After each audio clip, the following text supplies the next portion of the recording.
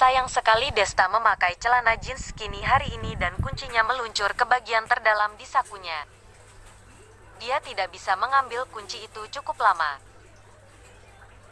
Melihat adegan ini, semua orang tidak bisa menahan diri untuk tertawa terbahak-bahak. Anak dan ayah Zhang mencibirnya, dan matanya penuh dengan hinaan untuk Desta.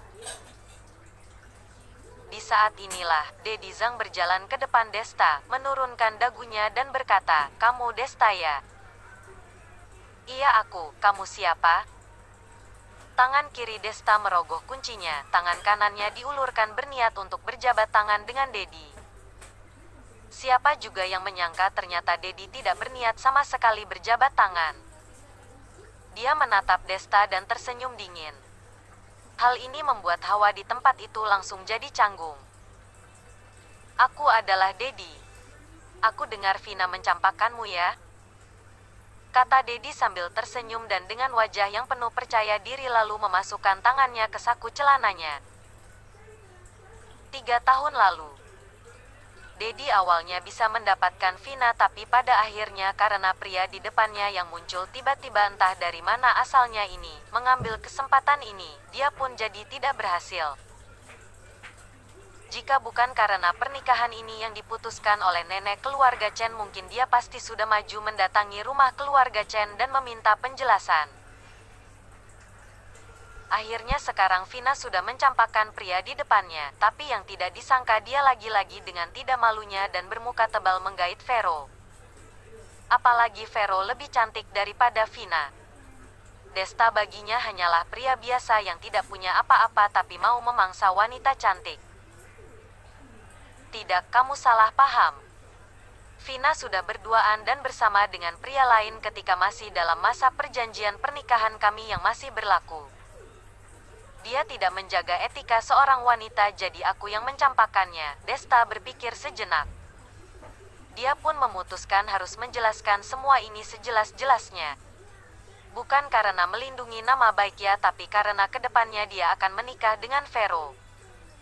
Jika kesalahpahaman ini tidak segera diatasi, kalau begitu orang lain pasti akan menunjuk-nunjuk dan membicarakan mereka di belakang. Mereka pasti mengatakan kalau Vero itu murahan dan pembuat dosa karena berani-beraninya memungut sampah yang dibuang oleh kakaknya sendiri. Omong kosong. Dasar sampah kamu ya, murahan kamu ya. Siapa yang kamu maksud tidak menjaga etika seorang wanita? Aku pasti akan merobek mulutmu itu. Baru selesai Desta bicara, langsung terdengar makian dari Wulan yang menggelegar. Dia maju dan mau langsung memukul Desta dan mau mencakar wajahnya itu. Perubahan situasi yang dadakan ini membuat semua orang di situ sangat terkejut. Untung saja, Gito begitu mendengar ucapan Desta, dia tahu kalau pasti akan terjadi masalah seperti ini. Jadi dia dari awal sudah bersiap. Di waktu yang tepat dia berhasil menghalangi dan menarik istrinya. Sekarang keluarga Chen sudah cukup malu. Jika keluarga Chen ribut lagi karena masalah ini maka takutnya harga diri dan martabat keluarga Chen benar-benar sudah hancur dan tidak berarti lagi. Wulan berusaha melawan. Setelah cukup lama melawan dan tak berhasil, dia pun akhirnya diam tapi masih saja dia marah dan memaki serta menghina dengan tidak karuan. "Desta, mulai sekarang kamu sudah tidak ada hubungan apapun lagi dengan keluarga Chen. Vero juga harus putus denganmu. Kecuali dia sudah tidak mau lagi menjadi anak dari keluarga Chen ini. Tapi jika dia berani begitu, aku pasti akan mematahkan kedua kakinya.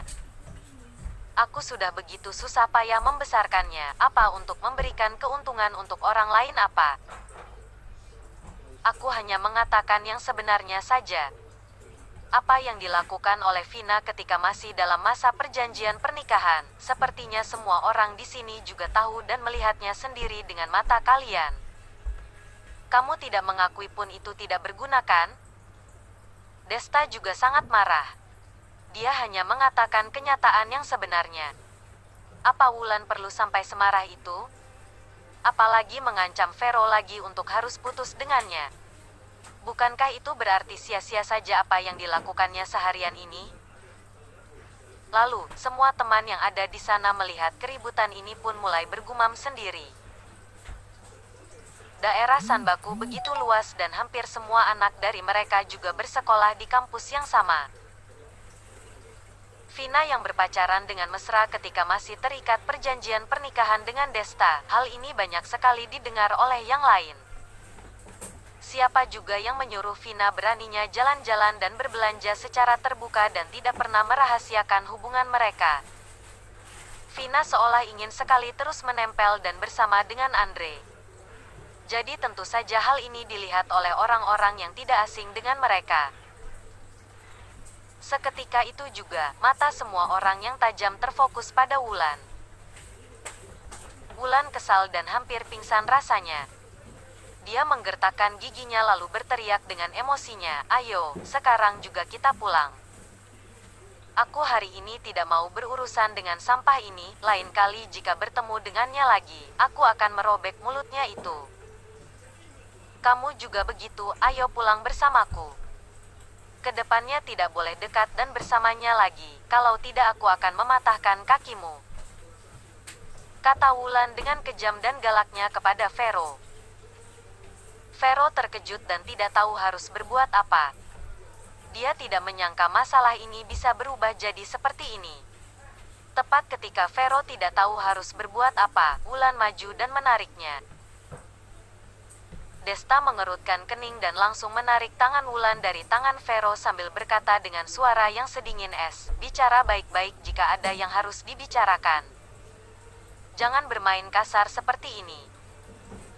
Bicara baik-baik jika ada yang harus dibicarakan, kamu dasar gila ya."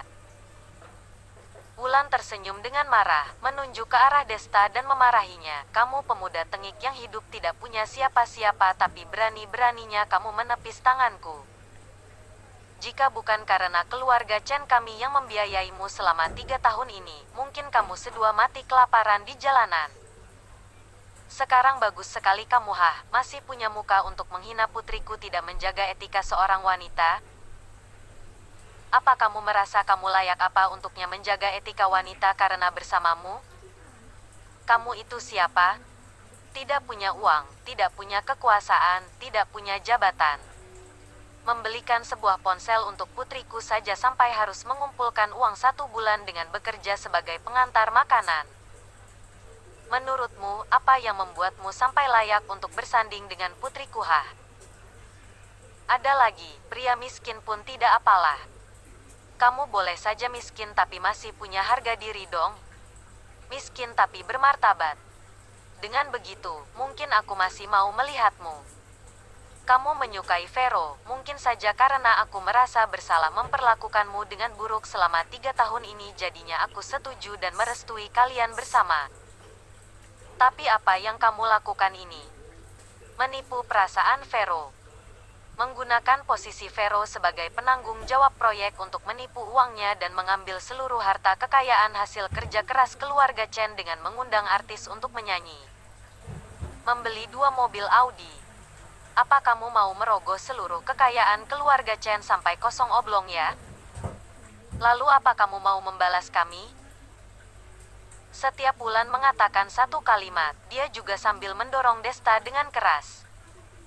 Hingga Desta tidak hentinya mundur ke belakang karena didorong. Wajah Desta jadi muram. Tapi dia tetap bertahan untuk tidak meluapkan emosinya. Tidak peduli seberapa keterlaluan perilaku Wulan, Desta tidak akan mungkin memukulnya di depan banyak orang. Apalagi di depan Vero. Jika dia benar-benar melakukan hal itu, Vero mungkin benar-benar tidak mau berhubungan dengannya lagi. Itu semua adalah uangku. Aku tidak pernah mengambil 1 peser pun uang Vero. Tidak tahu sudah keberapa kali Desta menjelaskan ini. Tapi nada suara Desta cukup sabar. "Aduh, sudah seperti ini kamu masih saja mau berpura-pura?" Wulan tersenyum dingin lalu dia bertolak pinggang dan melihat teman-temannya sambil berkata, "Kalian semua sudah lihat kan? Bocah ini dari awal sudah tidak punya hubungan apapun lagi dengan keluarga Chen. Dia mau pura-pura, itu urusannya.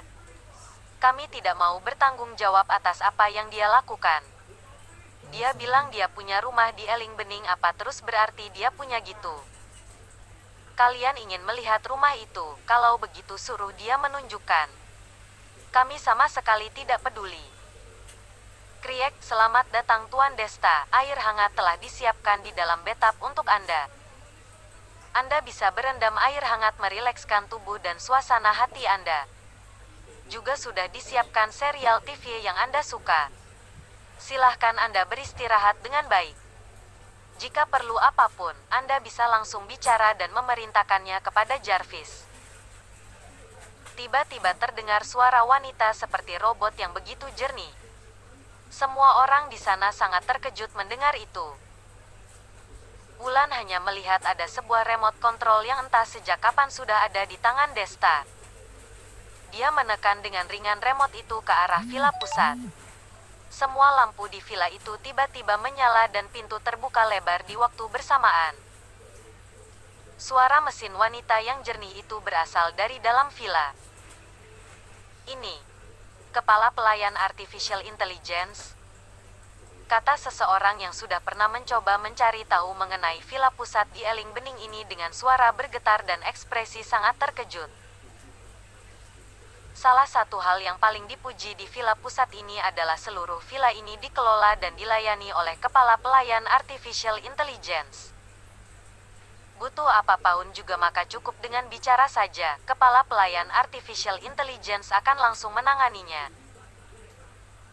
Dan sekarang Desta menekan tombol remote itu, seluruh villa otomatis mulai nyala.